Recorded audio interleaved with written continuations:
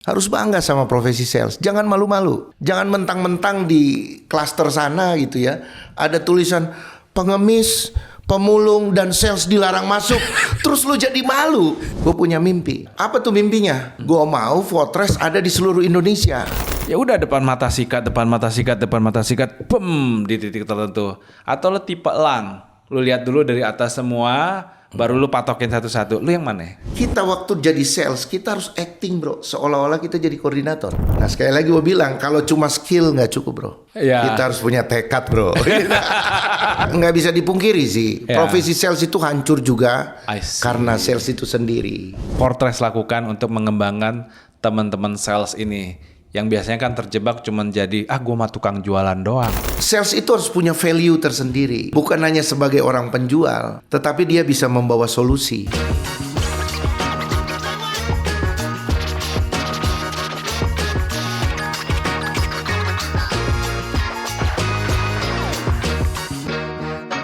Ya, selamat datang di Coolbiz, kuliah bisnis. Di sini kita ngomongin ilmu bisnis secara asik dan komprehensif. Karena kita percaya setiap orang itu pasti ada ilmunya dan pasti ada bisnisnya. Kali ini kita kedatangan tamu istimewa, my bro, Yes. Handsome Bro. Halo bro.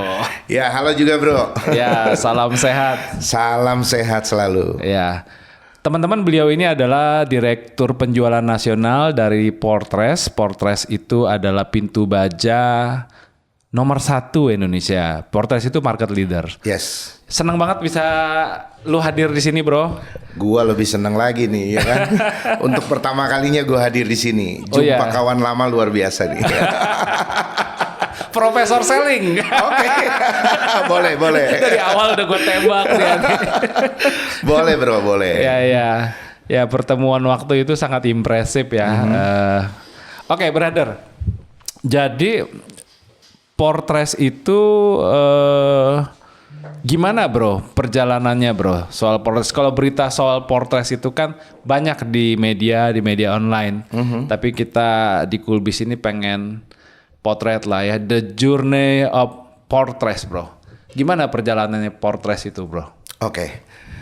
Kita kalau bicara tentang Fortress tentu gua harus perkenalin dulu. Oke. Ya, ada foundernya, ada CEO-nya. Oke. Ya. CEO sekaligus sebagai ownernya itu Mr. Johnny Effendi. Oke. Jadi ya, dia Pak memulai Johnny Effendi. usaha ini dari Bengkelas di tahun 2003. Bengkelas. Berarti udah di atas 20 tahunan lebih. Ya. Kemudian di perjalanan waktu bisnis ini muncullah produk pintu besi, pintu baja. Oke. Itu di tahun 2014. Oke. Dia mulai dengan usaha ini, pintu baja. Dengan branding namanya Fortress. Oke. Nah, gua gabung sama Fortress tuh tahun 2018. Baru dong. Iya, 2018 hari Jumat bulan Desember tanggal 17. Ya, baru tapi sudah melanglang buana nih teman-teman. Lanjut bro. Oke, jadi ya setuju sih, melanglang buana itu karena memang tuntutan ya, tuntutan kerja. Ya. Jadi pada waktu Mr. Johnny ini ketemu saya masuk bergabung itu bukan posisi yang sekarang, Oke. tapi memang di sana cuma mengenal ada satu istilah ya, sales lapangan lah. Ya udah, dagang pintu baja. Dagang pintu. Ya. Nih ada produk lu pasarin, terutama Jualan dulu di Ya, Jakarta, ya, gitu ya. bro. I see. Ya udah, Ya. pintu baja ini bukan barang yang bisa ditenteng pergi kemana-mana. Ya. Ini barangnya gede Barang gitu gede. ya, dimensi gede. Dan gua harus pasarin. Ya. Pertama kali gue pasarin di Jakarta mulai dari tahun 2018. Pas gue masuk Fortress waktu itu kalau nggak salah ada sekitar 10 channel mitra yang sudah bekerja sama. Oh oke. Gitu ya, 10 channel. Pengecer. Toko bangunan lah. Oh, ya. Se-Indonesia. Oh baru 10 channel saja. Iya, itu karena memang mereka juga baru dari 2014 kan Fortress hadir di Indonesia. Ya. Kemudian gue mulai pasarin tuh dari Jabodetabek sampai pada satu ketika, singkat cerita, Pak Joni panggil saya. Kemudian dia bilang, gue punya mimpi satu nih. Ya. Gue punya mimpi. Ya. Apa tuh mimpinya? Gue mau Fortress ada di seluruh Indonesia. Gimana tuh? Asli itu lompat tuh. Lompat. Ya, visinya lompat. Bro, lompat. Tapi jiwa sales gua meraung-raung dong.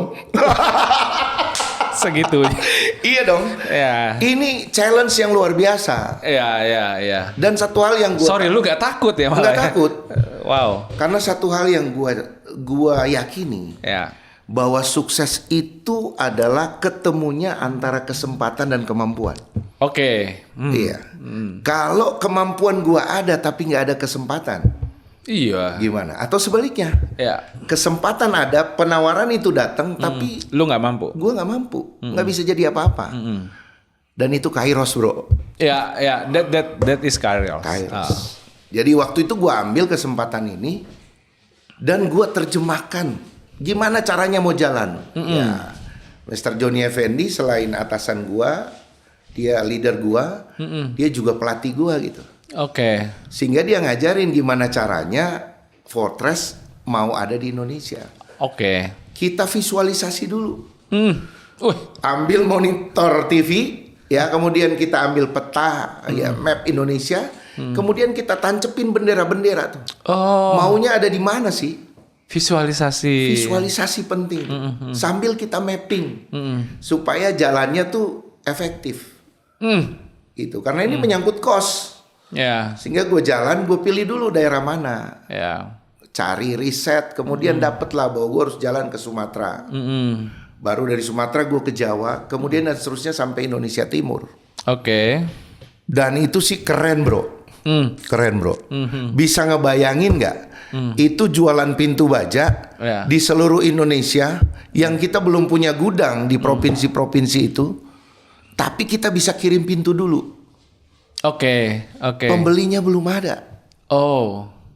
Orang bilang, wah ini sih gimana, lu ini bener nggak nih? Ya. Bahkan ada yang ngetawain. Ya. Ya namanya itulah jiwa sales meronta-ronta kan. Ini masih eksekutor, bro. Ya. Nggak mikirin macem-macem. Pedagang. Pedagang nih ya, itu dulu yang penting. Tekad gua bulat, gua jalani. Ya. Sehingga dari tahun 2018 sampai hari ini, yang tadi gua jalan dari ujung Aceh sampai ujung Papua, Oke. sekarang itu sudah ada 17 cabang. Wow. Medan, Pekanbaru, Palembang, Bandar Lampung, Bandung, Solo, Surabaya. Sulawesi udah ada di 4 kota. Oke. Manado, Palu, Kendari, Ujung Pandang. Ya. Di Kalimantan sudah ada Banjarmasin, Balikpapan, Pontianak. Ya. Dan terakhir kami buka ada di Sorong. Gue Papua potong di Barat situ. Daya. Oke. Gue potong di situ. 17 cabang sama berapa tadi? 17 cabang ya? 17 cabang. Outlet yang tadinya 10, Ya. sekarang ada 2.800 outlet. Oke, 17 cabang, 2.800 outlet. Se-Indonesia. Se-Indonesia. Nah, pertanyaan gue gini. Itu lu lakuin satu-satu, atau 17 cabang, 2.800 outlet, atau memang dari awal udah lu lihat gue pengen 17 cabang dan ribuan outlet. Lu pendekatannya yang mana? Jadi sebelum jalan kita tentu ya selain visualisasi, kita juga harus punya target. Oke. Target 17 cabang itu benar-benar memang sudah ditargetkan sejak awal. Oh, jadi bukan kebetulan lah 17 cabang kita sekarang. Bukan. By design. Kita harus desain dong. By design, kita jalan tuh benar-benar harus punya target. Target achieve. Betul. Karena gue yakinin bro satu hal. Ya. Sesuatu yang bisa diukur pasti bisa diperbaiki. Oh, oke. Jadi kita punya target, kita ukur pencapaiannya. Kalau tidak capai, berarti kita bisa perbaiki. Nah, dimulainya gimana? Jadi pada waktu spreading itu bukan hanya kita jalanin produk, kita lihat pasar. Oke. Kemudian di sana kita bisa setelah tahu pasarnya ini, baru kita taruh SDM di sana. Ya. Gitu. Mulai dari salesnya dulu. Ya. Kemudian kita kembali lagi akhirnya membuka cabang. Gitu. Gue jadi tergelitik pengen bertanya lebih dalam sih. Lu tipenya tipe lebih senang ngelihat dari daratan, artinya ya udah depan mata sikat, di titik tertentu. Atau lu tipe elang, lu lihat dulu dari atas semua, baru lu patokin satu-satu. Lu yang mana? Intinya mungkin pertanyaannya gini, lu orang eksekutor atau strategik gitu ya? Iya. Lu mau kelola ini dari udara Iya. atau gimana? Iya. Gue orang sales. Oke. Orang sales tuh maunya yang bener-bener di lapangan. Oh, nyawa lu di situ. Nyawa kita di situ. Oh, gitu. Nah, di satu titik ketika kita juga diharuskan untuk mengatur itu dari atas, itu karena tuntutan jabatan pasti dan tanggung jawab. Gua ngejar ini. Intermezzo. Jadi teman-teman, kalau teman-teman dengerin dari tadi, beliau ini pedagang banget. Pedagang, betul. Sales banget. Tapi dalam berbagai obrolan gua sama beliau ini, di mata gua, karena gua orang manajemen, beliau ini strategik banget. Oke. Nah itu yang gua kejar sebenarnya dari dia. Artinya keluar juga kata saktinya, karena tuntutan jabatan gua harus terpaksa strategik. Iya dong.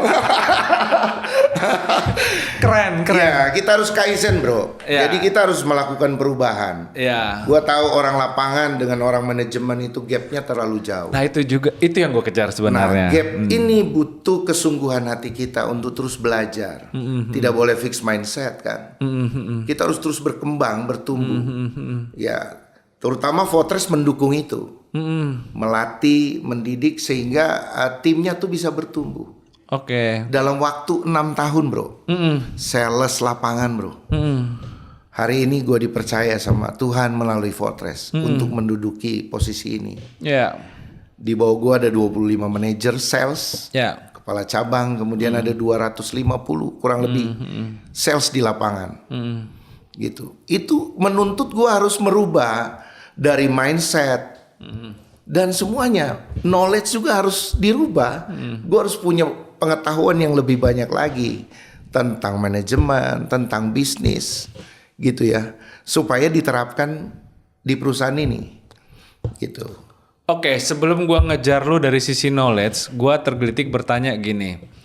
Jadi lu kan sebenarnya lu tuh aslinya orang lapangan. Iya. Tapi ya puji Tuhan karena terus Tuhan kasih amanat untuk jabatan-jabatan yang terus membaik dan memuncak. Nah, artinya kan lu punya rentang nih antara eksekusi dan strategikal. Lu gimana ngelihat rentang ini? Lu nyamankah bermain bolak-balik di keduanya, atau lu kadang-kadang sebenarnya gue lebih suka di lapangan, atau lebih suka di eksekusi, atau gue sebenarnya lebih asik juga ya di strategi. Gimana experience lu, bro? Inilah uniknya profesi sales. Oh, oke. Ya, di dunia sales itu memang kita dituntut naik turunnya. Oh. Nggak bisa kita cuma di atas. Iya, ngomong doang. Kita mau mentoring tim kita, memberikan contoh, kita nggak bisa hanya di atas. Kita harus tandem sama dia. Menuntut kita harus naik turun. Ya. Ya, tapi kita juga harus tahu diri bahwa posisi kita sekarang punya tanggung jawab yang besar. Itu. Jadi nggak bisa hanya fokus pada hal-hal yang mikro. Kita harus kembalikan uang perusahaan jadi lebih besar kan. Iya. Dengan kita mengembangkan diri. Ya. Tentu kita juga harus turun ke bawah. Ya. Karena salah satu tugas utama adalah menjaga relationship dengan para mitra kan. Ini menuntut kita harus turun. Ya. Untuk jabat tangan di sana ngobrol. Ya. Karena yang diobrolin juga di sana kan bisnis. Ya. Gitu. Jadi uniknya di sales itu, bro. Ya. Nggak seperti mungkin di finance ya. Ya. Kalau udah di atas ya di backbone ya. Backbone. Ya. Kalau apalagi di company itu bisnis itu ada di sales kan, gerbang utamanya. Jadi seorang head sales tuh benar-benar harus bertanggung jawab sampai ke bawah, ke akar-akarnya. Gitu, bro. Untuk bisa dapat jadwalnya Bro Hands ini sebulan gua. Artinya yang beliau sampaikan itu, teman-teman kalau ada waktu ngobrol lah sama beliau, dan teman-teman akan dapati betapa strategisnya pikiran-pikiran beliau. Tetapi benar yang seperti beliau barusan ceritakan, untuk dapetin jadwal lu ini aja butuh sebulan. Artinya teman-teman, dia ini keliling Indonesia terus nih.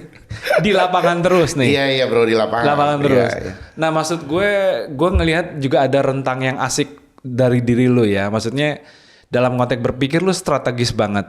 Dalam untuk urusan eksekusi lu praktis banget. Gue mau katakan gini loh, bro. Itu pasti capek. itu pasti Iya. capek. Energi lu dari mana bro? Beneran. Gue kalau ketemu fisik lu bugar, ketemu pikiran lu juga seger bro. Iya, iya. Energi lu dari mana bro? Ini tipsnya ya buat semua yang denger nih ya, tipsnya. Jadi orang sales memang unik. Gue bilang tadi unik banget. Energinya dari mana? Nah kita harus mencintai di mana kita berpijak, di mana kita kerja. Oke. Kita harus taruh impian kita di situ. Apa sih impian? Keluarga dong bro. Gua taruh keluarga, harapan keluarga gua taruh di pekerjaan ini. Wow. Sehingga apa? Apapun yang gua lakukan itu kan demi keluarga. Itu demi keluarga. Ada orang bilang wah demi perusahaan, omong kosong lah bro. Ya, gua cerita impian gua sama bos gua gitu ya, sama company ini. Tugas dari perusahaan adalah merealisasikan apa yang jadi impian gua. Segitunya. Iya dong. Itu sehat itu bro. Idealnya itu. Maka gue menjalani ini dengan sepenuh hati. Lu kawin ya, kalian married ya. Merit dong. Harus dapat intimasinya. Ya, Kemudian ya. makanya orang sales masuk ke sebuah company. Dia harus cerita. Apa ekspektasi dia terhadap perusahaan, terhadap pekerjaan ini.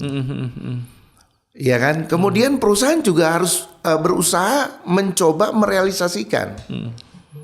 Sehingga ketika chemistry ini dapat, tanya jawab ini semua bisa berjalan dengan baik.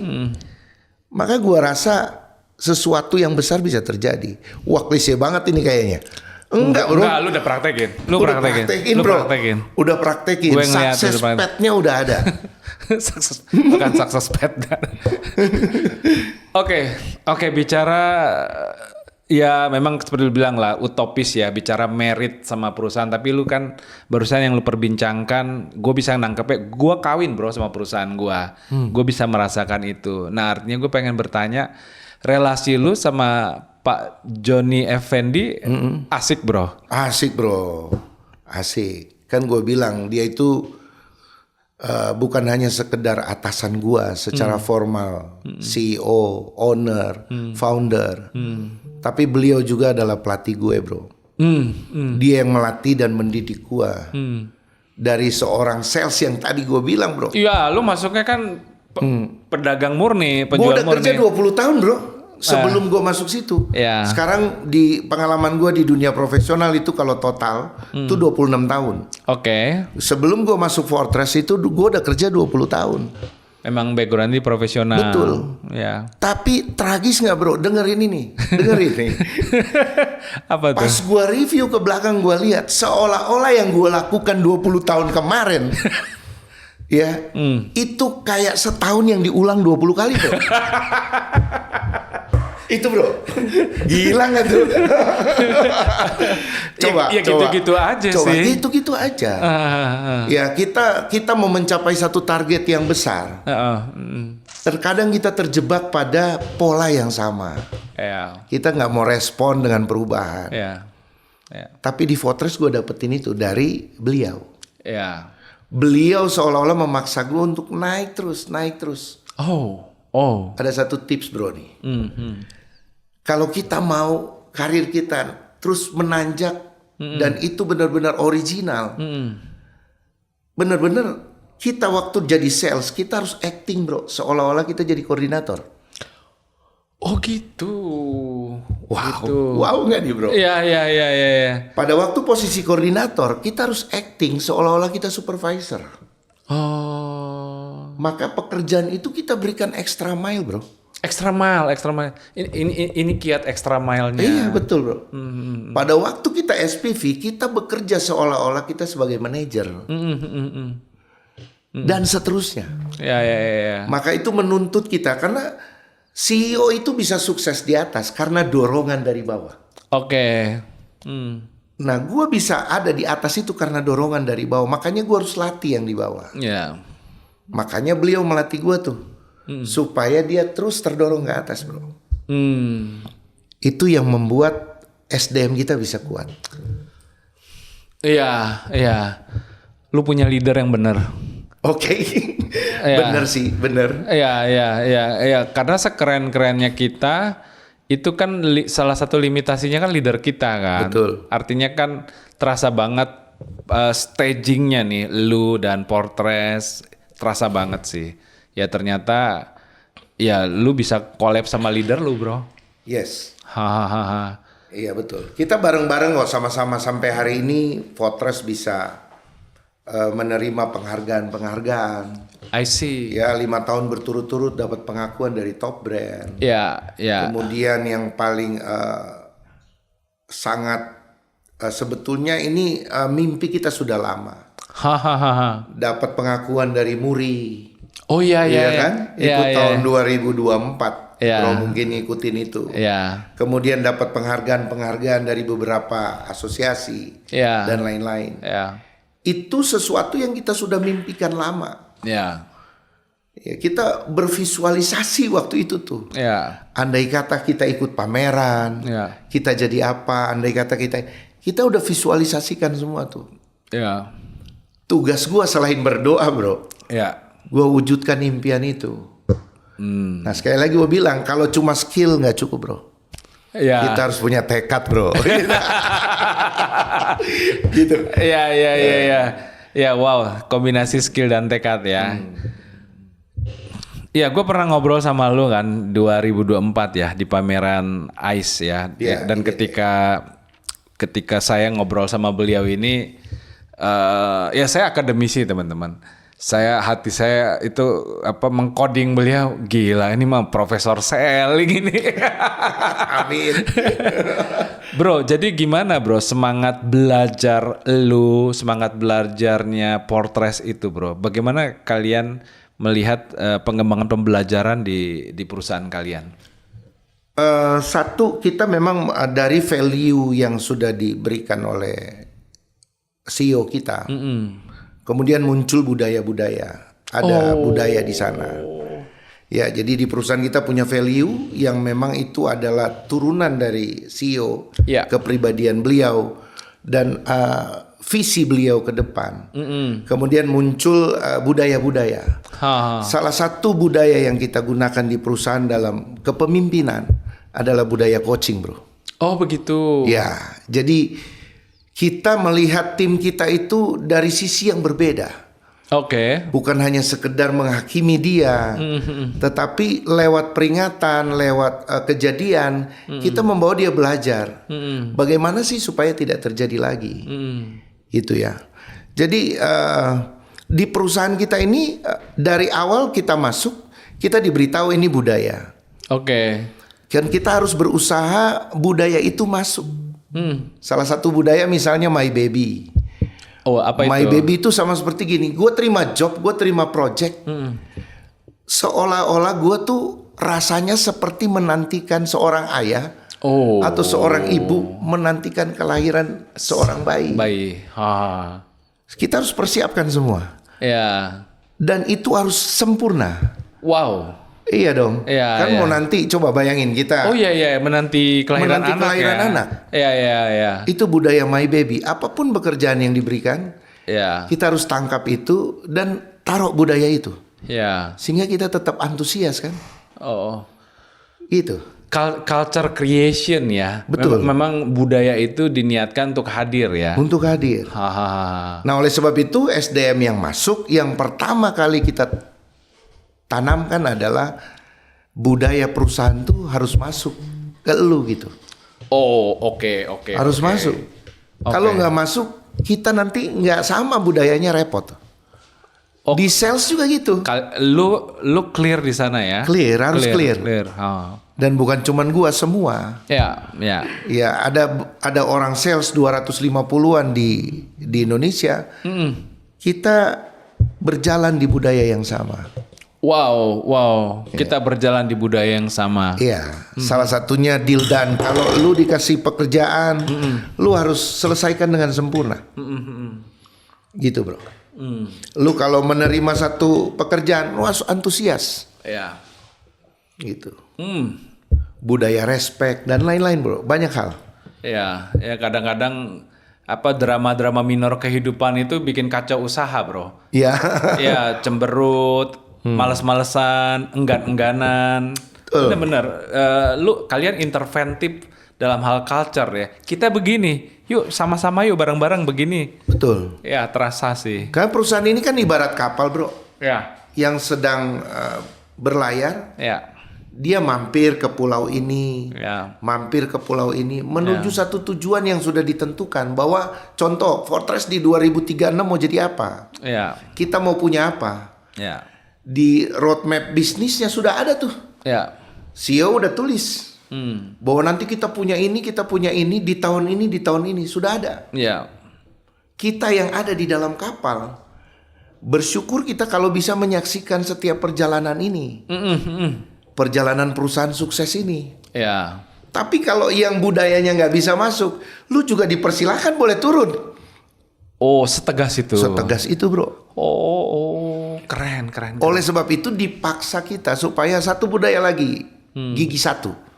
Wah, bisa viral 1 juta view nih. Apa tuh gigi satu? budaya gigi satu bro. Coba deh di mana-mana. Tim kita kalau baru masuk, ya ibarat motor itu yang paling susah. Ketika di gigi pertama bro. Betul. Gagap lompat bro.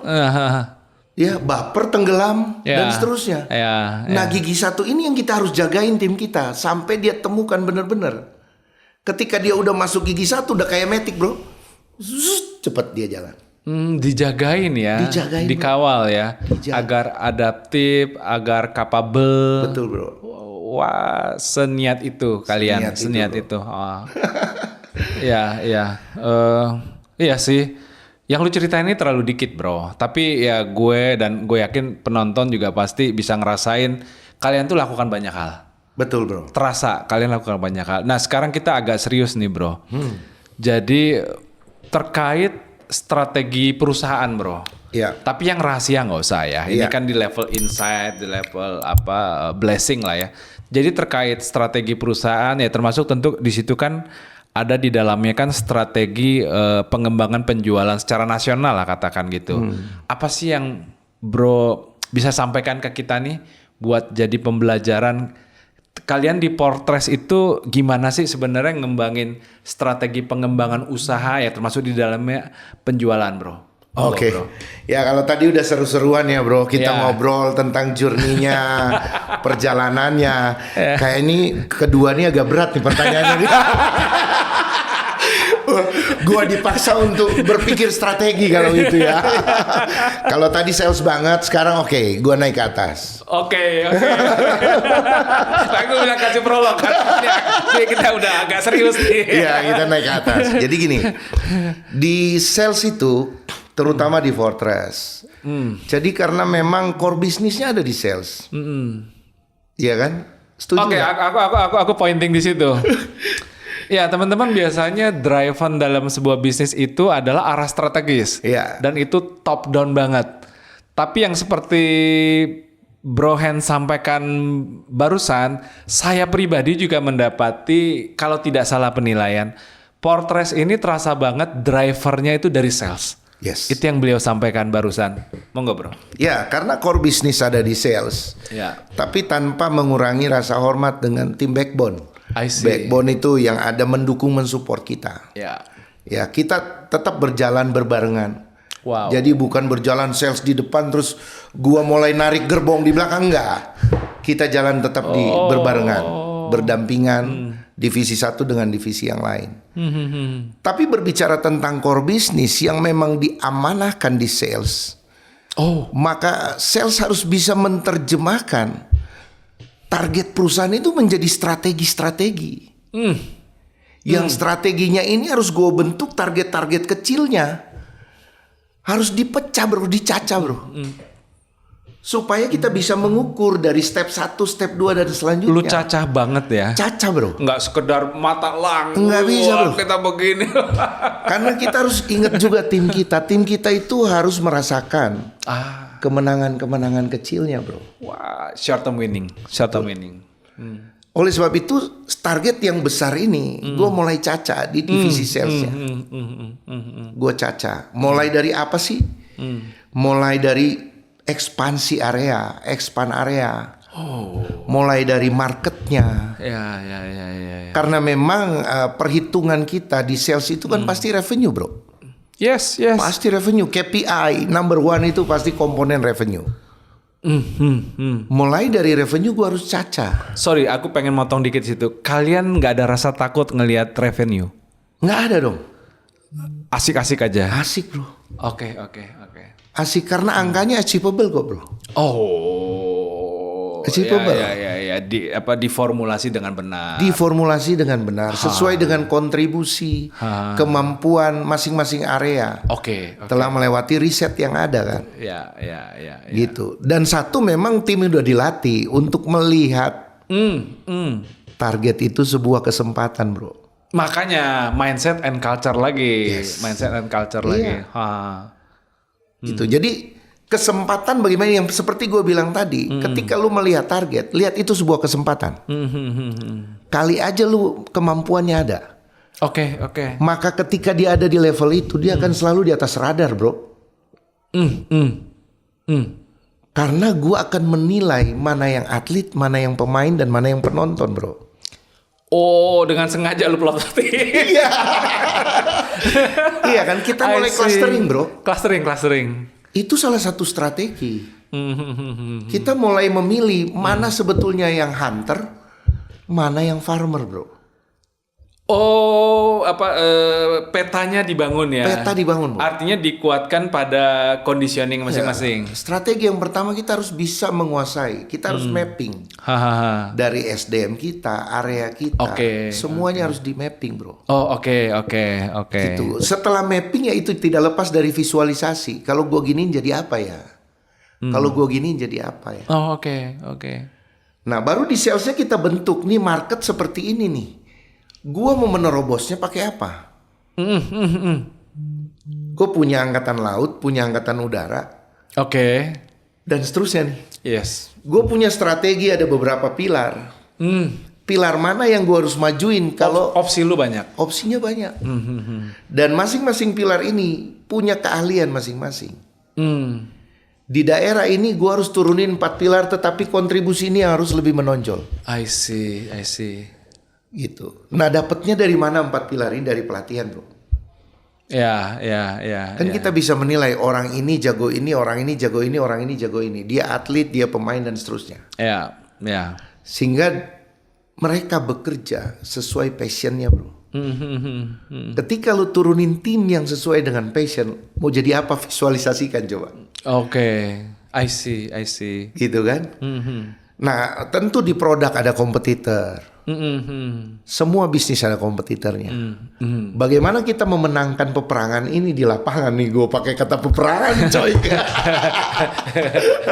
Ya memang terminologinya itu sih. Iya kan? Ya, dan kita harus menang dan gak mau disalib. Mindsetnya kita bentuk. Tahu nggak, bro, sih bahwa ada orang sales yang malu dia sebagai sales. Betul. Ini serius, bro. Commonly ya. Ada sekarang kerja di company yang besar. Profesinya sales, tapi dia malu ngakuin dia sales. Ya. Contohnya apa? Kartu namanya nggak ada sales, bro. Business development. Kalian nggak begitu? Nggak, bro. Makanya.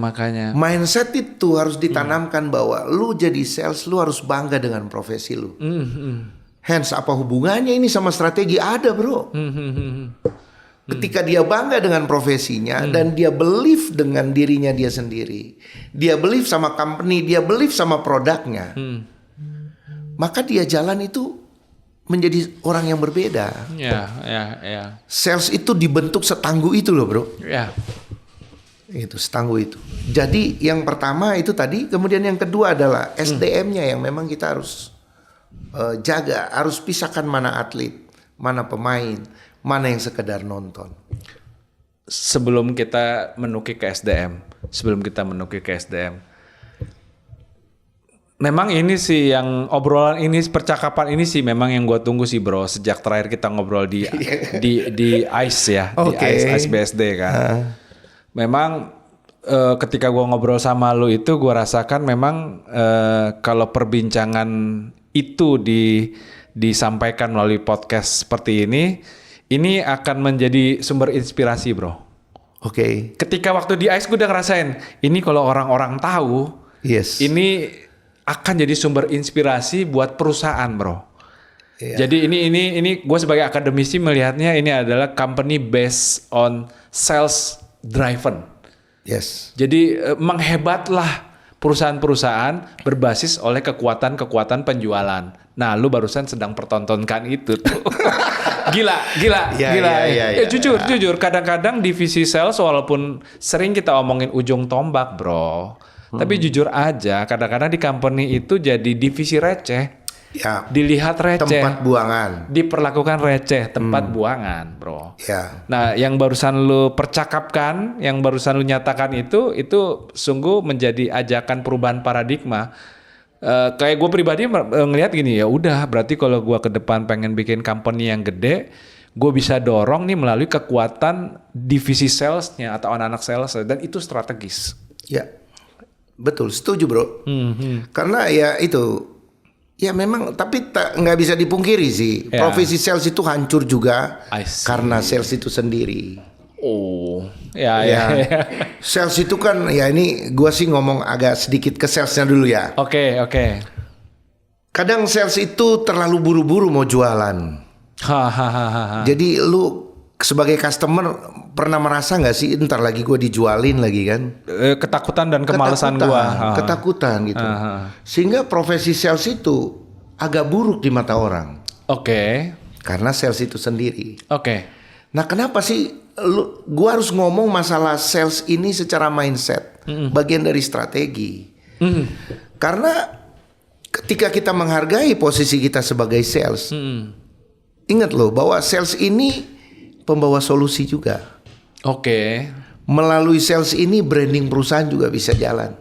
Oh. Iya. Ya, ada fungsi branding sebenarnya Ada. ditenteng kalau benar dia ya. Ada betul. Jadi sales itu harus punya value tersendiri, bukan hanya sebagai orang penjual, tetapi dia bisa membawa solusi. Ya, gue kemana-mana jalan kan nggak malu bawa Fortress, dan gua nggak malu ngakuin gue sales. I see. Ya. Tapi gue diterima di semua kalangan, ya. karena gue sedang tidak berusaha menjual kepada mereka, tapi gue memperkenalkan ini loh solusi. Yang kalau lu nggak nikmati, lu nggak dapetin, lu kayaknya rugi. Iya. Itu bro. Ya. Wow. Ya, dalam paradigma itu ya. Oke bro, kita sekarang pengen pertajam dari segi pengembangan sumber daya manusia, tenaga penjual atau sales gitu. Nah, gimana paradigma dan treatment yang lu lakukan, Portres lakukan untuk mengembangkan teman-teman sales ini? Yang biasanya kan terjebak cuman jadi, gue mah tukang jualan doang. Ketika gue pas di pameran di ICE itu kan gue lihat kan teman-teman salesnya Portres kan kayaknya happy tuh, semangat. Iya. Ya, oke, gue mulai dulu gini. Seperti awal tadi gue bilang, bahwa sesuatu yang bisa diukur itu pasti bisa di check up, bisa diobservasi. Dengan kata lain, sesuatu yang bisa diukur berarti bisa diperbaiki. Oleh sebab itu, gue menyiapkan raport yang jelas untuk sales dalam bentuk KPI. Sehingga mereka tahu, sehingga mereka kalau jalan dari rumah tuh bro ya, mereka tahu mereka mau kemana. Ini ada satu cerita bro, ini ilustrasi aja. Ada dua binatang yang dikurung di kandang. Yang satu kancil, yang satu macan. Dikurung di kandang yang bersebelahan. Setiap pagi dilepas setiap jam 5 pagi. Ya, kecepatan mereka lari itu sama. Gitu. Tapi kalau si kancil lari itu karena takut mau dimakan oleh macan. Kalau si macan lari karena dia pengen mangsa si kancil. Ada dua sisi yang berbeda walaupun gerakannya sama bro. Sama-sama lari. Gua nggak mau sales gua lari tanpa tujuan bro. Dia harus punya tujuan. Jangan jadi si kancil. Iya. Dan gua mau mereka lari bukan karena takut sama gua gitu, atau sama perusahaan. Tapi mereka lari karena mereka mau mengejar target. Target yang ada di dalam raport itu. Di dalam KPI. Yang komponennya custom dibuat. sesuai dengan kebutuhan saat itu. Komponen ditaruh di situ sesuatu bukan yang menjenuhkan, tetapi sesuatu yang menggairahkan gitu. Ya. Gitu ya. Sehingga di situ ketika kita punya alat ukur, maka kita buat kompetisi. Oh. Ketika ada kompetisi, maka reward dan punishment berlaku. Ya. Treatmentnya seperti itu. Dan itu sama senasional. I see. Sehingga mereka kalau mereka kerja extra mile, mereka akan dapat reward yang lebih. Ya. Itu. Dan mereka disiapkan tempat-tempat yang khusus. Karena antara pemain dengan atlet, gapnya jauh bro. Hahaha. Masalah penghasilan juga jauh bro. Oh, by design ya. By design, bro. Ya. Sehingga setiap orang bisa merasakan memang perbedaan pada staging yang mereka berdiri ya. Jam terbang jadi bukan hitungan yang satu-satunya. Nggak ada sales senior dan junior bro. Tapi ketika lu benar-benar punya tekad, kemampuan, walaupun lu anak baru, tapi lu bisa melampaui KPI yang diberikan, lu achieve. Ya. Itu yang kita lihat bro. I see. Nah terus yang kalah dikeluarin enggak. Disinilah budaya coachingnya keluar bro. Oh.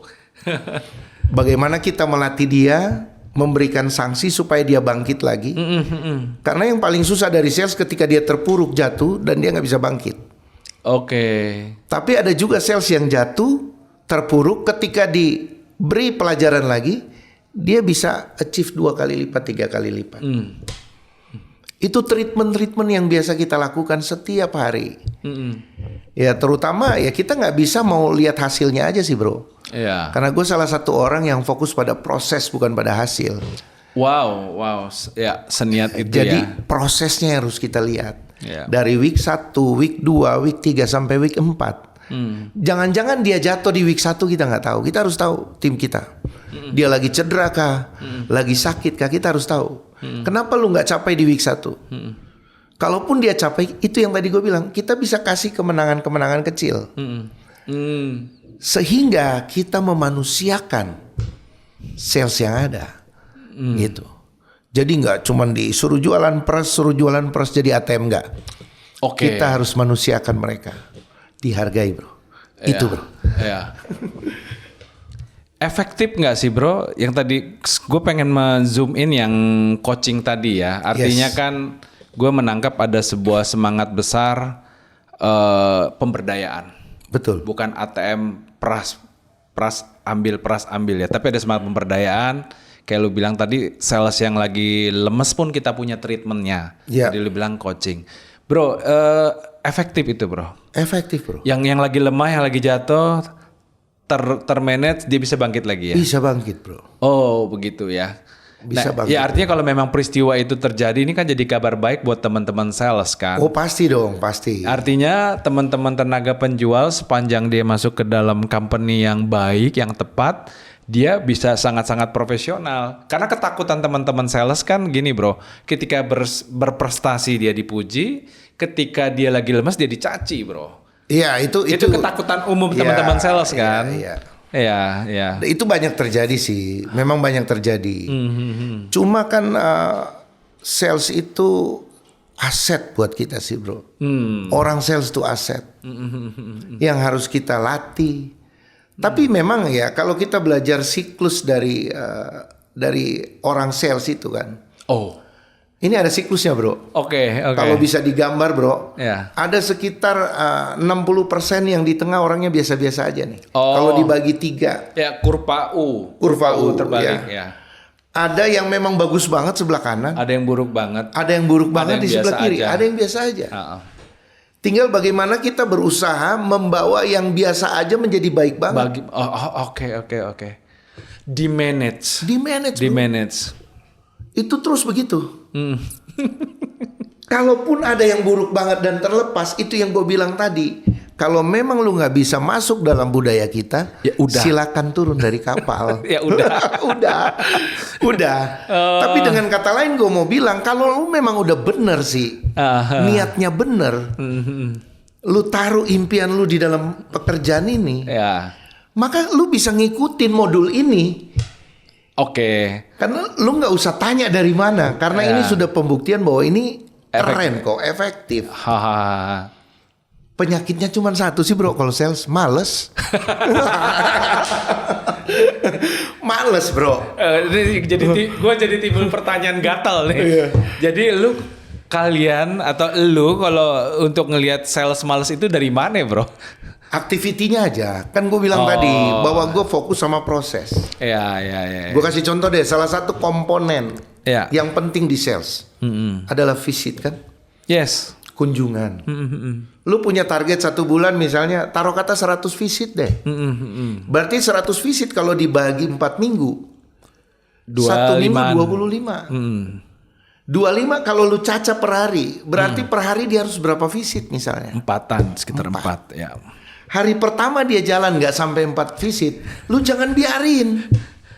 Iya. Besok 5 atau 6. Iya, cek. Oh. Bisa dilihat dari hari pertama sehingga, bro, gue mau kasih tahu bahwa posisi kita mau menang atau kalah di ujung sana, mestinya kita udah harus tahu di awal jalan. Terlihat ya, teradar kok. Teradar, bro. Dia ngikutin atau enggak? Kalau komponen yang paling sederhana aja, lu nggak bisa jalanin. Kategori malas, bro. Ya. Dibuang nggak? Enggak dong, dilatih. Ya. Jangan-jangan dia nggak tahu cara visit, bro. Ya. Ditarik masuk ke kelompok yang 60. Betul, bro. Itu kita latih. Ya. Sampai memang dia udah nggak bisa dilatih, jadi mohon maaf. Berarti bisa aja produknya nggak cocok sama kamu, atau kamu yang nggak cocok sama produk ini. Ya. Gitu kan, bro. Jadi bisa kelihatan dari awal. Nggak tunggu harus 30 hari. Baru lu bisa vonis dia, lu pemalas lu. Ya. Dari 100 kenapa visitnya cuma 50? Ya. Males misalnya. Ya. Dari hari pertama, kedua, ketiga dong. Ya. Lu harus pantau itu. Gitu, bro. Ya. Oke, sekarang kita coba explore bicara tenaga penjualan di pameran nih, bro. Oke. Jadi kalau kita sedang melakukan pameran seperti yang waktu itu di ICE misalnya, itu memang teman-teman tenaga penjual itu memang bisa jualan ya, bro, di pameran seperti itu ya. Ya bisa, memang sih ada konsep-konsep beda-beda. Ada expo yang memang kita branding. Ada expo yang memang kita bisa direct selling. Oke. Biasanya kalau di ICE itu waktu itu kita event itu direct selling. Dan semua peserta sales yang ikut di situ sudah dilatih untuk jualan dengan teknik-teknik tertentu. Gimana, bro? Tekniknya nih.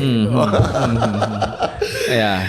Ya, jadi mereka dari greeting sampai ke closing sudah ada dilatih skripnya, bro. Oh, scripting base. Pasti, by design banget ya. Ya, harus dilatih. Gimana, bro? Tell Jadi us, bro. kira-kira begini, dari mengucapkan salam, perkenalan diri, sampai handling customer itu, kalau dia bertanya ini jawabnya apa, itu sudah kita latih, bro. Oh, begitu. Latih itu dalam artian gini, gue kasih generalnya aja, bahwa kita harus cari tahu kebutuhan customer itu apakah cocok dengan fitur yang kita tawarkan. Kita mau jualan menyentuh kebutuhannya dia, bro. Oke.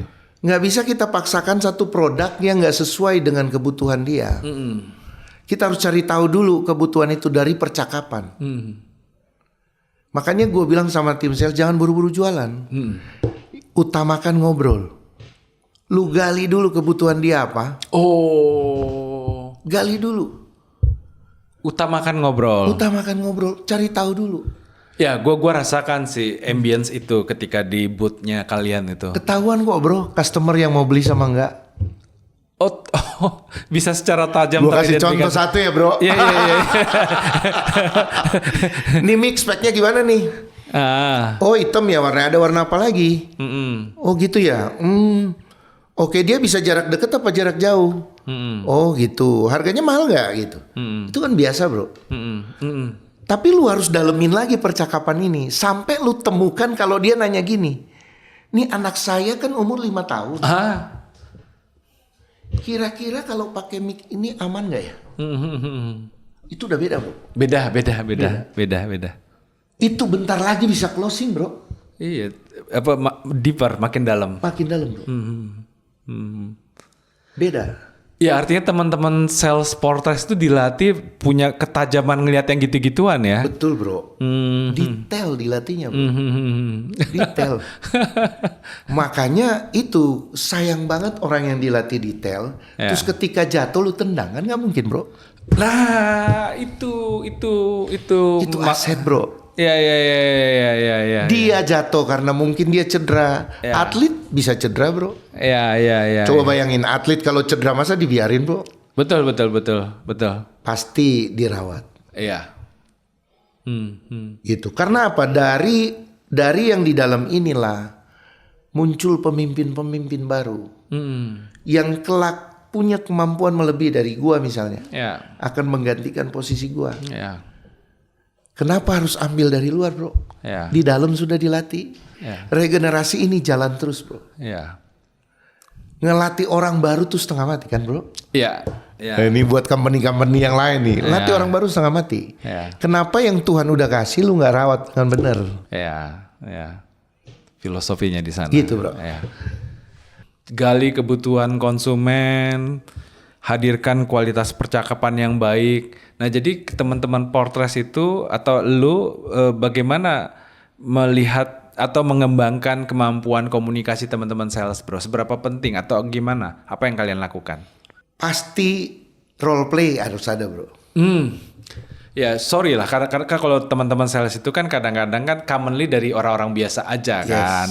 betul. Artinya itu memang butuh treatment yang effort tuh. Betul.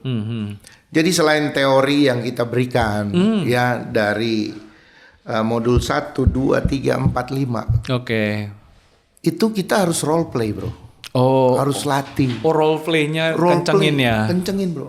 Haha. Ini harus dilakukan terus menerus, nggak boleh berhenti. Ya. Seolah-olah kita punya lawan bicara seorang customer Oh. yang punya skenario 1, skenario 2, skenario 3 dan seterusnya bro. Di role play aja kalau dia niat tidak niat terlihat ya. Terlihat bro.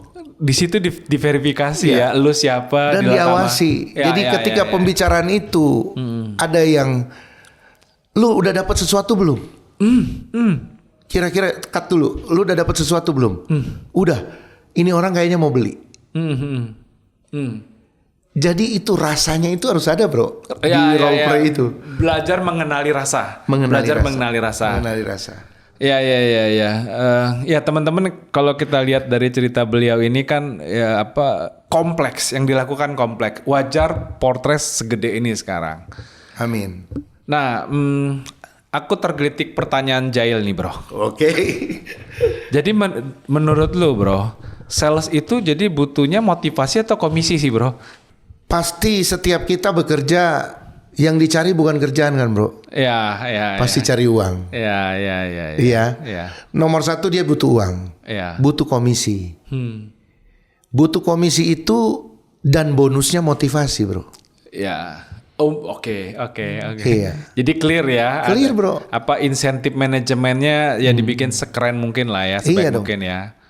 Ya. Nah dengan komisi itu memotivasi dia terus bertumbuh bro. Ya. Ya sampai hari ini ya ini gua cerita ini apa yang terjadi di Fortress. Yes. Yang baik boleh diambil. Ya. Ya yang sesuai dengan budayanya boleh diambil. Yang Ya tetapi mencari orang sales yang sejati, yang benar-benar punya mindset ya. yang benar. Ya. Emang ada sales yang mindsetnya nggak benar? Banyak bro. Oh, I see. Banyak. Contohnya apa? Sales yang cuma sebulan di sini pindah lagi kan? Iya sih. Iya kan? Sales itu harus tertanam. Kalau gue bilang sih, selalu gue bilang sama tim gue. Jadi sales tuh harus larut sepenuhnya bro.